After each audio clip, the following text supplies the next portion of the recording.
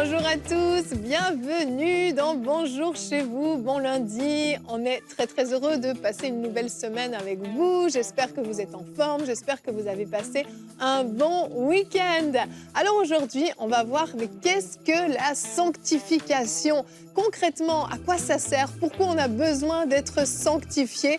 Est-ce que c'est quelque chose qui se passe à un moment précis et qui s'arrête? Est-ce que c'est quelque chose qui continue dans le temps? On va parler de tout ça avec Aurélie et notre invité, mais je mets des guillemets, t'es plus un invité bientôt, là tu fais partie des meubles. Yes, je suis content d'être là. Samuel Jérémy Gingras. Samuel Jeremy Gingras. How's it going, everyone? Comment ça va? Oh wow, you speak English Do today. you speak English?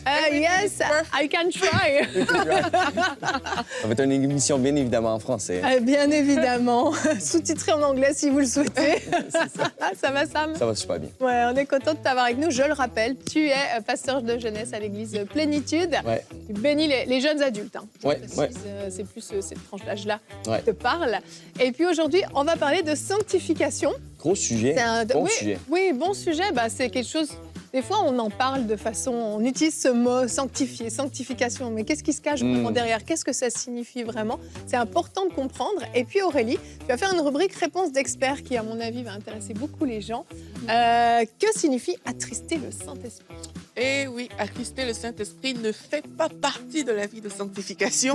Et on va voir ce que ça veut dire par rapport à comment la Bible en parle. Oui. dans tous les cas. Ben oui, parce que c'est pareil, c'est un verset qu'on peut lire. N'attristez pas le Saint-Esprit, mais qu'est-ce que ça signifie vraiment? Yes. Donc, on a hâte de t'écouter et on terminera l'émission avec toi, avec une rubrique témoignage. De qui tu nous parles? Oui, et aujourd'hui, le témoignage, c'est Samantha de la France qui va nous dire comment elle a commencé son processus de sanctification en donnant sa vie au Seigneur et en délaissant des pratiques occultes. Ah ouais. Témoignage de salut. Oui, Je on les aime cela, Ah bah oui. exactement. C'est le plus grand des miracles, hein, une Ouais, nouvelle c'est vrai. naissance. Mhm. Merveilleux. Eh bien, Sam, on va pouvoir commencer cette émission sur la sanctification avec toi dans la pensée du jour.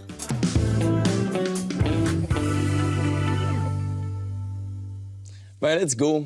Qu'est-ce la sanctification? C'est quoi la sanctification? J'ai donc bien du mal à dire. C'est quoi la sanctification? Si la sanctification était un cours d'université, sanctification, cours 101, est-ce qu'on s'inscrirait aujourd'hui dans cette génération?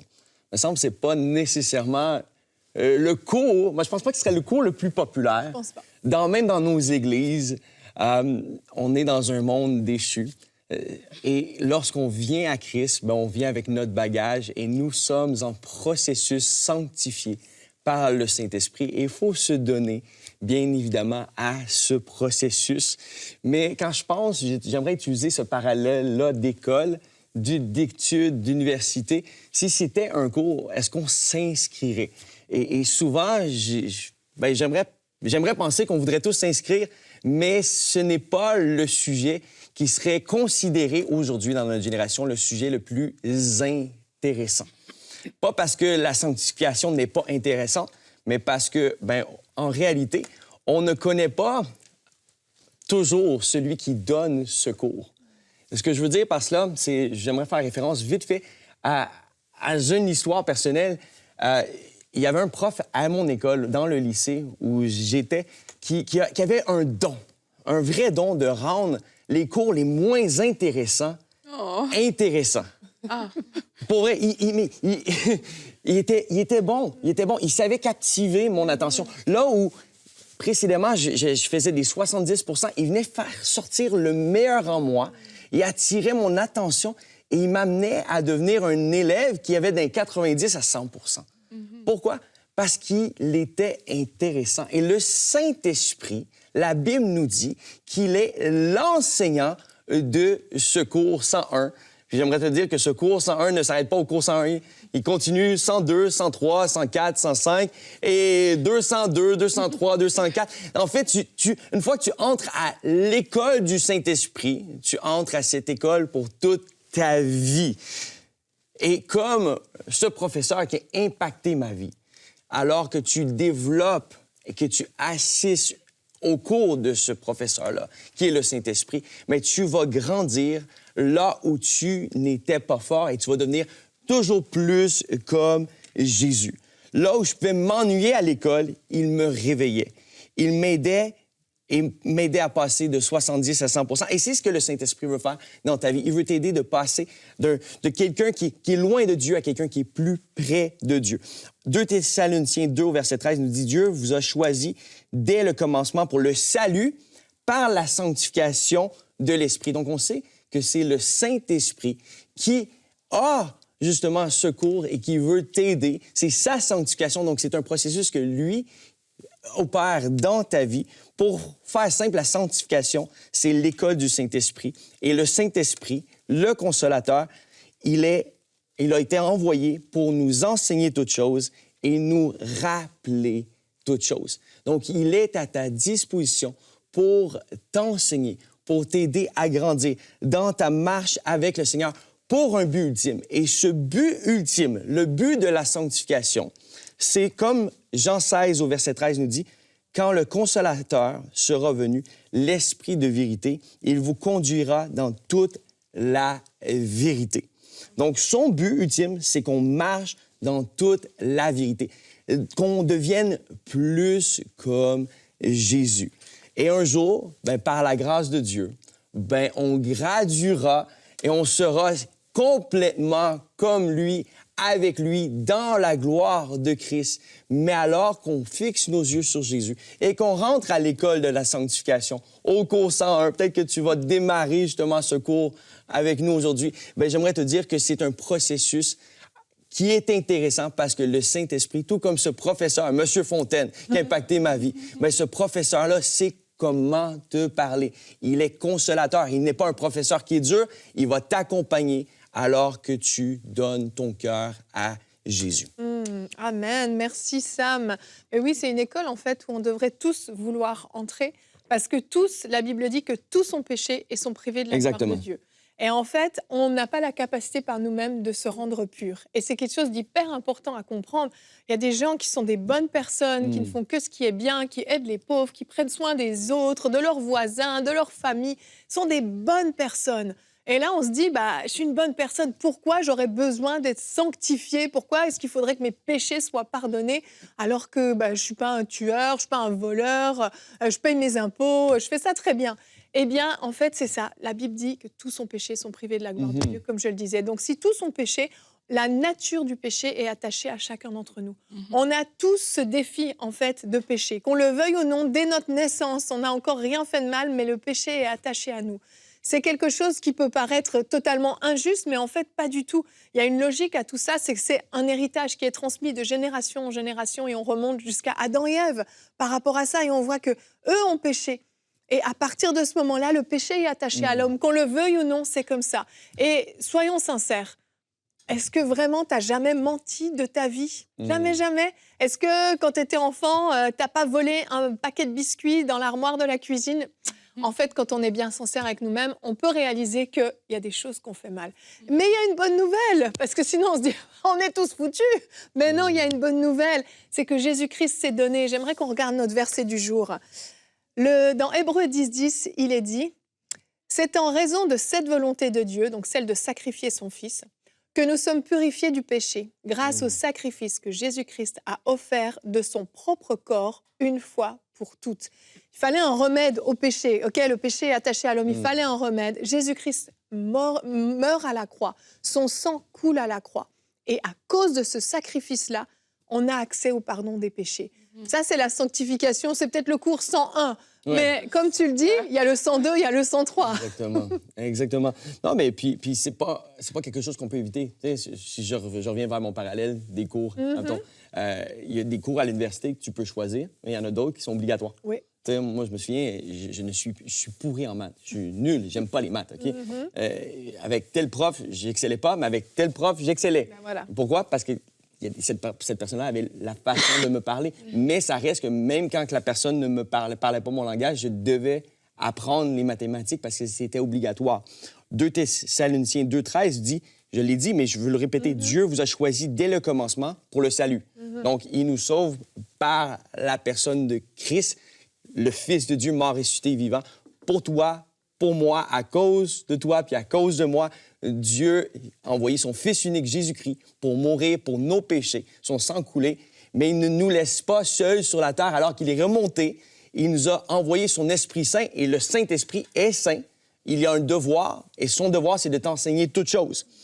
Son devoir, c'est de faire entrer à l'école du Saint-Esprit par la sanctification de l'Esprit et par la foi et en la vérité. Donc, Dieu vous a choisi dès le commencement pour le salut par la sanctification. Donc, on est sauvé par la foi, mais par notre sanctification également. C'est obligatoire de passer par ce cours pour justement avoir l'accès total à Christ. Exactement. Et parfois, il y a des gens, tu parlais des personnes qui disaient que moi, je ne fais pas ci, je ne fais pas ça, mais il y a vraiment des personnes aussi qui aspirent à une vie meilleure, qui veulent être une meilleure personne. Peut-être qui se regardent et qui disent, oh là là, mais dans ma vie, il y a quand même beaucoup de mal, il y a quand même beaucoup de choses que je fais qui ne sont pas bien. Et il y a des personnes comme ça qui ont ce soupir à l'intérieur d'elles. Et c'est aussi par le processus de sanctification, justement, qu'on va de gloire en gloire et qu'on devient une meilleure personne. Donc, si vous nous écoutez aujourd'hui, peut-être à l'intérieur de vous, vous dites, j'ai beaucoup commis des péchés, ma vie est difficile, je fais trop de mauvaises choses, c'est trop dur, ça ne va pas. Chaque fois, je dis, je ne vais pas me mettre en colère, mais je finis toujours par tomber dans la colère. Chaque fois, je dis, je vais éviter telle chose, mais au final, je n'y arrive tout simplement pas. Eh bien, c'est la preuve que vous avez besoin du Saint-Esprit, vous avez besoin de rentrer dans ce processus de sanctification. Et comme Sam, il est en train de l'expliquer, ça commence par la nouvelle naissance. Donc, je donne ma vie à Jésus-Christ, ça veut dire que j'entre dans cette école. Et une fois que je suis dans cette école, maintenant, je laisse le Saint-Esprit œuvrer à l'intérieur de moi. Et là, ça va produire ces fruits que je cherche. Ça va produire cette bonté que je cherche, cette patience que je cherche, tous les fruits de l'esprit. Et ça va se faire de façon progressive, 101, 102, 103. Ça va aller de gloire en gloire dans tous les cas. Mais le plus important, c'est vraiment d'être embrigadé dans le processus. Exact. La sanctification, c'est pas un jour, je suis sanctifié. En fait, quelque part, oui, dans le sens que Pour le Jésus-Christ pardon des nous péchés. a saint. sanctifiés. On Voilà. est saint, On est mais on saint. est sanctifié. C'est ça. Donc, on est Maintenant, saint le lavé par le processus- sang de Jésus. Voilà, c'est ça. Je te laisse continuer. Non, je m'excuse. Non, mais c'est important de Il faut comprendre. séparer les deux. Exact, parce qu'il y a ce moment, comme Aurélie le dit, de la nouvelle naissance, celle où vraiment on demande pardon pour nos péchés, on reconnaît qu'on est pécheur et on veut se réconcilier avec Dieu. On parle à Jésus, on passe par Jésus pour aller à Dieu. Ça, c'est pour ça que je dis c'est le cours 101. On reconnaît qu'on est pécheur, on veut être pardonné. Mais après, le cours 102, 103, mais c'est ce processus de sanctification. Ouais. C'est une marche de sanctification. Et moi, j'aime bien le mot mis à part. Parce que des fois, sanctification est traduit par mis à part. Et je trouve que c'est plus clair. Je suis mis à part. Donc, ça veut dire que je suis à part du monde. Je suis à part du reste de ce qui peut se faire de mauvais, de ce qui peut se faire autour de moi, de toutes ces tentations qui ont... Je suis mis à part. Donc, c'est pas juste moi qui me mets à part, c'est Dieu qui m'a mis à part. Et il veut que je reste à part. Parce qu'il m'aime, parce qu'il veut me protéger, parce qu'il veut prendre soin de moi. Et c'est là qu'on doit... Nous, on a le choix de rester à part ou de retourner dans le monde. Et ça, c'est un choix.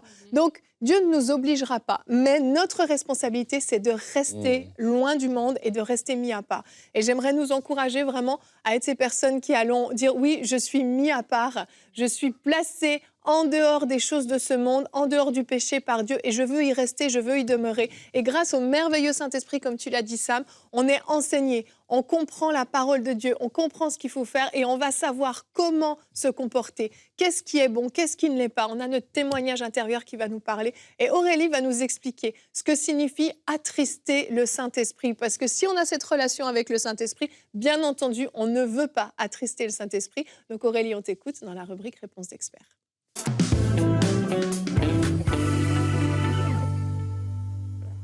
Donc, que signifie attrister le Saint-Esprit? Déjà, pour répondre à cette question, il faut que nous tous, on se mette d'accord sur un point fondamental, c'est que le Saint-Esprit est une personne. Si on ne réalise pas que le Saint-Esprit est une personne, on ne réalisera pas qu'il a des émotions, il a des sentiments. Comme toi, comme moi, on peut avoir des émotions et des sentiments. Si on se dit, OK, c'est juste une force, c'est juste un vent, c'est juste une puissance, ben là, on ne va pas réaliser en fait qu'on peut communiquer avec le Saint-Esprit. Et la Bible nous dit dans 2 Corinthiens 13, 13 que la grâce de notre Seigneur Jésus-Christ, j'aime trop ce verset, que l'amour de Dieu et la communication avec le Saint-Esprit soient avec vous tous. Ça veut dire quoi? Avec le Saint-Esprit, on communique. Et dès l'instant où tu communiques avec quelqu'un, ça veut dire que tu touches à ses émotions, tu touches à ses sentiments et à cette notion qui est bien présente. Le Saint-Esprit vit à l'intérieur de nous et si tu communiques avec lui, eh ben, tu peux lui donner la joie, mais tu peux aussi l'attrister. Et nous, en tant que chrétiens, on parle de sanctification, mais on veut rendre le Saint-Esprit content, on veut qu'il soit heureux à l'intérieur de nous, on veut qu'il rie, on veut qu'il soit fier, on ne veut pas l'offenser, on ne veut pas l'attrister. Donc, lorsqu'on parle d'attrister le Saint-Esprit, de quoi est-ce qu'on est en train de parler? On va lire Éphésiens 4, du verset 30 à 32. La Bible nous dit, n'attristez pas le Saint-Esprit que Dieu vous a accordé. Il est la garantie que le jour viendra où Dieu vous délivrera complètement du mal. Chassez loin de vous tout sentiment amer, toute irritation, toute colère, ainsi que les cris et les insultes. Abstenez-vous de toute forme de méchanceté. Donc le verset a commencé par n'attrister pas le Saint-Esprit et a cité différentes façons par lesquelles on pourrait attrister le Saint-Esprit. Et là, j'ai fait un peu des assises. Je suis allée fouiller ce que le mot attrister veut dire avec les Strong. Et c'est loupéo, ça veut dire rendre affligé, affecté de tristesse, jeté dans la douleur, chagriné, offensé, faire que quelqu'un soit gêné, lui causer un scrupule. Waouh, ça c'est pour les intellectuels. Nous, on va s'arrêter au fait que attrister le Saint-Esprit, ça peut, comme le dit cette signification, c'est l'offenser en fait. C'est faire des choses qui déplaisent au Saint-Esprit. Donc, dès l'instant où tu fais des choses qui déplaisent à Dieu, eh bien là, tu es en train d'attrister le Saint-Esprit. Tu es en train de l'offenser. Et vous avez vu dans le verset qu'on a lu, ça dit « Chassez loin de vous tout sentiment amer ». Donc, dès qu'il y a des sentiments amers qui montent à l'intérieur de toi, le Saint-Esprit, il est triste. Toute irritation, toute colère, ainsi que les cris et les insultes. Abstenez-vous de toute forme de méchanceté. Donc, dès l'instant où dans ton cœur, il y a ces choses que tu ne cesses de manifester de façon courante, sache que tu es en train d'attrister le Saint-Esprit. Le Saint-Esprit n'est pas à l'aise lorsqu'on mène une vie de péché, lorsqu'on garde l'amertume, lorsqu'on refuse de pardonner, lorsque les désirs charnels prennent le dessus, lorsque tu laisses même la crainte, la peur t'envahir. Le Saint-Esprit n'est pas à l'aise parce qu'il vit à l'intérieur de toi. Nous sommes le temple du Saint-Esprit. La Bible nous dit que la chair a des désirs contraires à ceux de l'Esprit et chaque fois que tu vas te livrer au désir de la chair par rapport au désir de l'Esprit, eh bien, tu seras en train d'attrister le Saint-Esprit, malheureusement.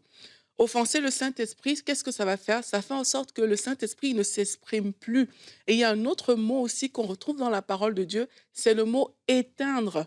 Et tu vas voir que le fait d'attrister le Saint-Esprit, ça pousse en fait que le Saint-Esprit s'éteigne à l'intérieur de toi, un peu comme un feu qui s'éteint. Vous voyez, le feu doit s'entretenir. Et si on éteint le feu de l'esprit, mais ce que ça va faire, comme j'ai dit, c'est que le Saint-Esprit ne pourra plus s'exprimer. Et Sam l'a mentionné tout à l'heure, la Bible nous dit en fait que le Saint-Esprit, il vient pour nous diriger, il vient nous conduire dans toute la vérité. Et il faut qu'il soit capable de jouer ce rôle. Et s'il ne joue pas ce rôle, eh bien, c'est qu'on a éteint le Saint-Esprit.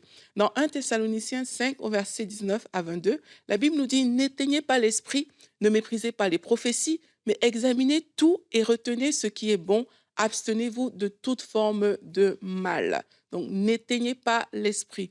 Et il y a plusieurs manières d'éteindre le Saint-Esprit, en fait. Et l'une des manières ici qu'on voit dans ce verset, n'éteignez pas l'esprit, ne méprisez pas les prophéties, c'est de mépriser les dons de l'esprit.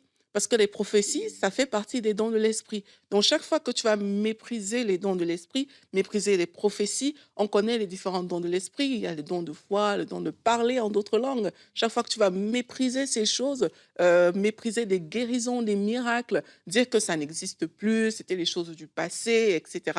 Chaque fois que tu vas te retrouver dans cette position où tu méprises ce qui vient du Saint-Esprit, eh bien, là, tu es en train d'attrister le Saint-Esprit.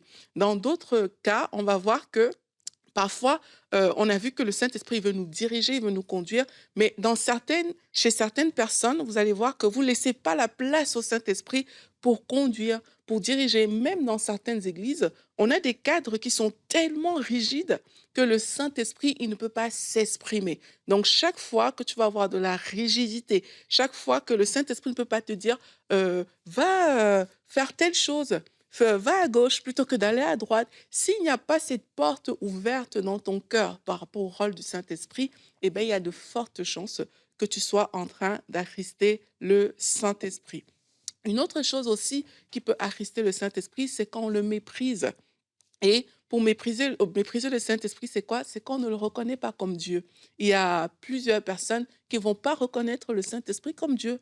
On va reconnaître le Saint-Esprit comme plusieurs choses, mais on ne va pas le reconnaître comme Dieu. Et ça va créer ce que j'ai dit tout à l'heure, des cadres rigides dans lesquels c'est toi qui fais ce que tu veux. Parce que si tu le reconnais comme Dieu, ben, Dieu, on se soumet à Dieu. Tu vas te soumettre à lui.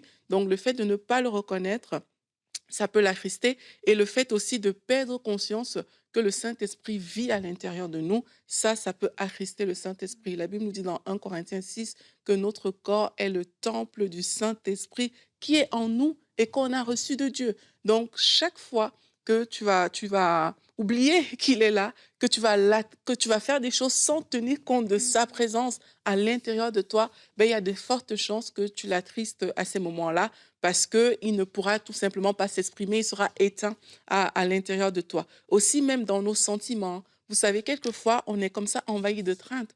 Pourquoi? Parce qu'on a oublié qu'on a le Saint-Esprit avec nous.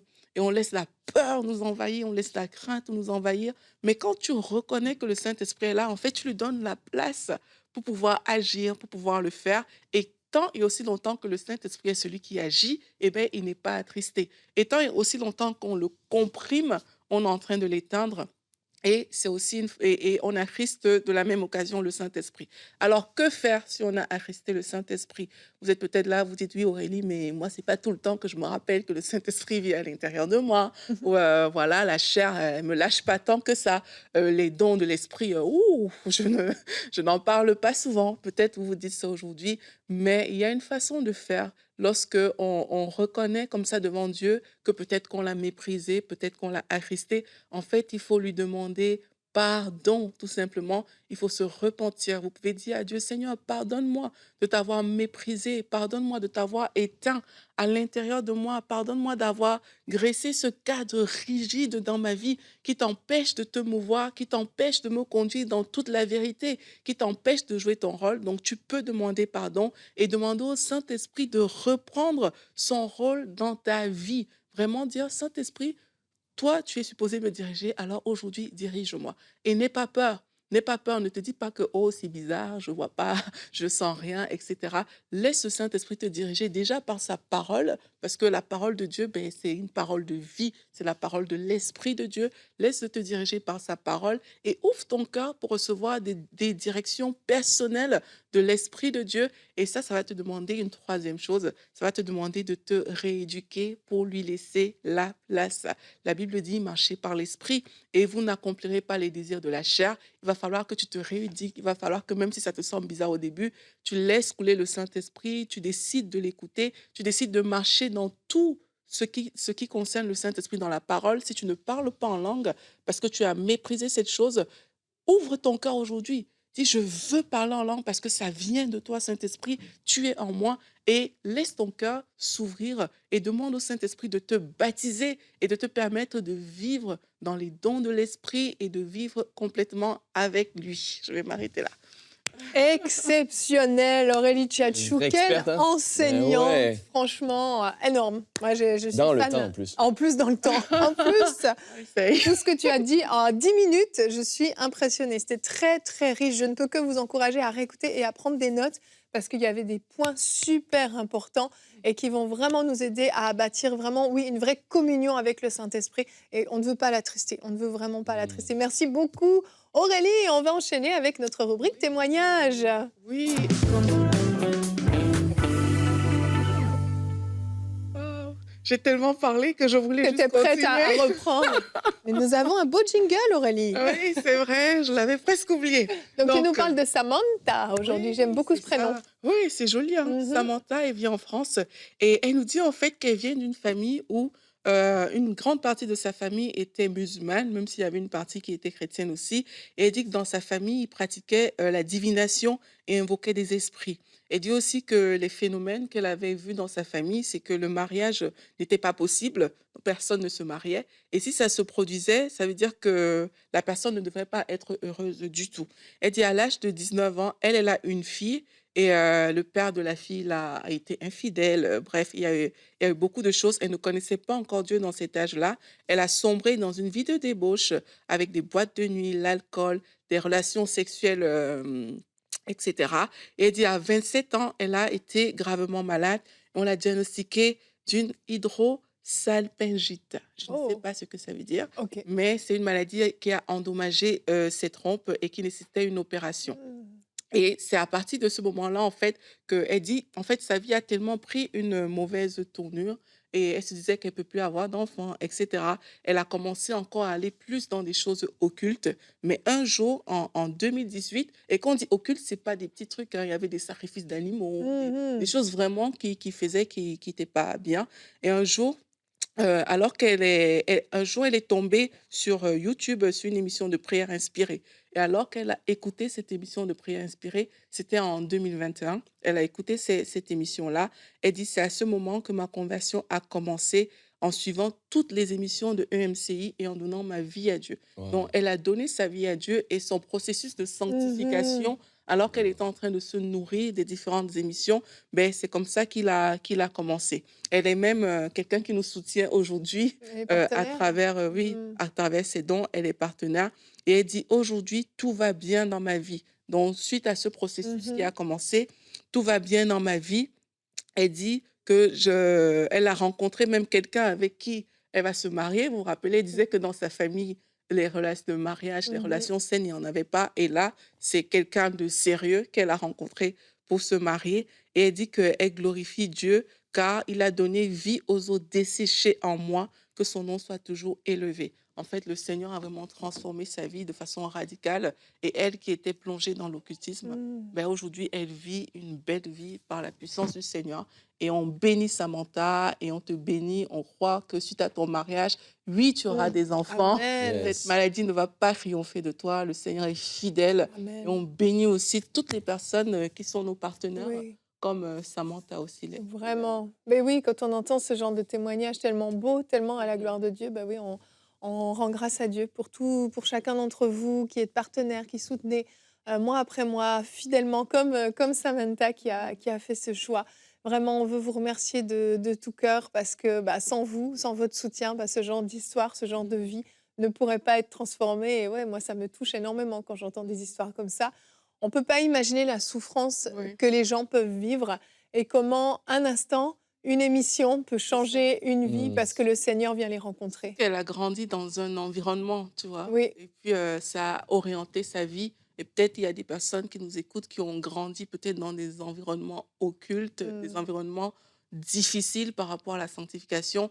Mais Dieu veut te toucher aujourd'hui. Si c'est ton cas, ouvre ton cœur, donne ta vie à Jésus-Christ. Mhm. Et ce processus va être enclenché et tu seras libre. Amen, amen. Vraiment, merci à tous nos partenaires de tout cœur. On vous bénit et on vous remercie parce que, je le redis encore, je le dis tout le temps, mais je le redis encore, sans vous, tout ça n'est pas possible. Alors, on va se retrouver demain. Demain, nous aurons un invité. C'est le pasteur Jean-Claude Chipama qui sera avec nous. On va parler finances, si vous le voulez bien. On change du tout au tout. Sortir du rouge, clé pour remonter la pente financière. Aïe, aïe, aïe. Je pense que tous, un jour ou l'autre, notre compte bancaire a déjà crié. Eh bien, si c'est votre cas, cette émission vous intéressera. Il fera une rubrique conseil du coach. Quelle stratégie mettre en place pour remonter la pente financière? Je vous le rappelle, Jean-Claude Chimpama est un expert en finance, en entrepreneuriat. Il est coach et il a également une académie où il enseigne beaucoup de principes. Donc, c'est des conseils précieux. Il sera avec nous pendant 3 émissions et je crois que vous allez être très, très édifiés. Donc, on se retrouve demain. Merci d'avoir été avec nous et bonjour chez vous.